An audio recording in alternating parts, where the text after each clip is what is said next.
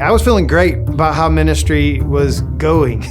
All the external metrics looked like it was awesome and we were being successful in what we were doing.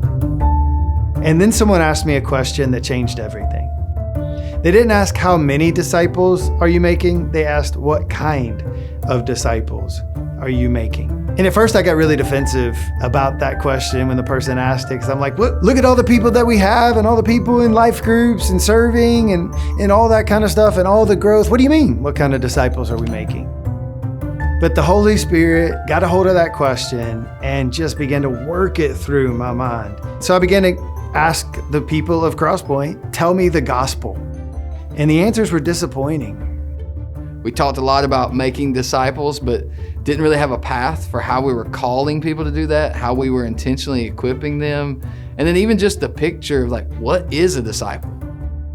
And so we began to implement different programs. Here's how you share your faith. Here's how you do this. And they would spike and people would be excited and then they would fade out. And we didn't just need another program. We needed a culture change. And that's when we got connected with Replicate, kind of at the 11th hour of what we were doing, and talked to Vic and he said, I think you need more. And so we started the process of becoming a movement-ready church and developing a disciple-making culture. It's really helped to shift the way that we do ministry and the things that we're measuring the most and even celebrating when it comes to our staff and our congregation. We've been able to define what a disciple really looks like, the kind of disciples we want to become. One of the things we're most excited about is something called the 2035 Dream.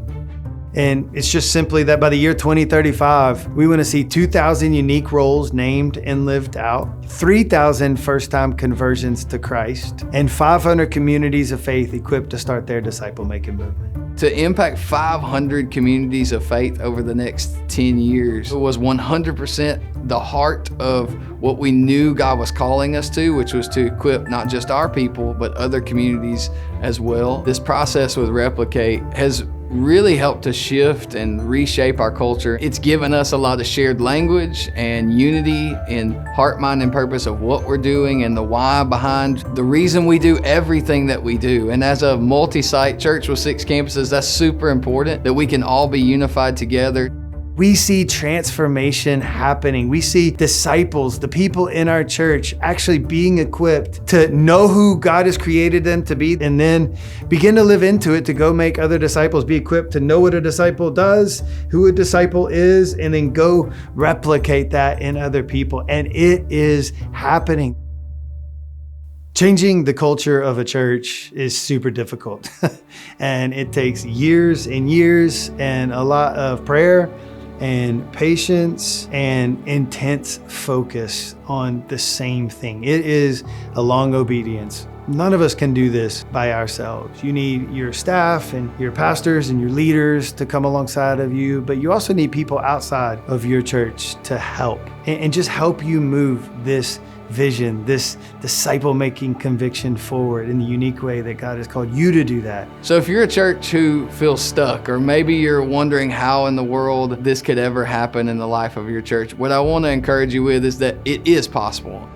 There are people and there are resources out there to help make that a reality, and that's the heart of Replicate. Yes, they're geniuses, I think, when it comes to the strategies and thinking through things and all the stuff that you get from them. But I probably benefited the most from the community of Replicate.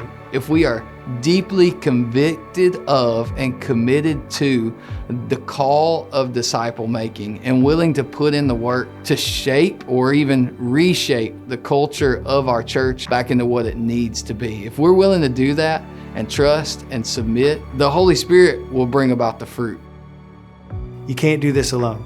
None of us can. We need each other to move forward into the mission of God, to see real awakening, to create disciple makers and disciple making movements all over this country.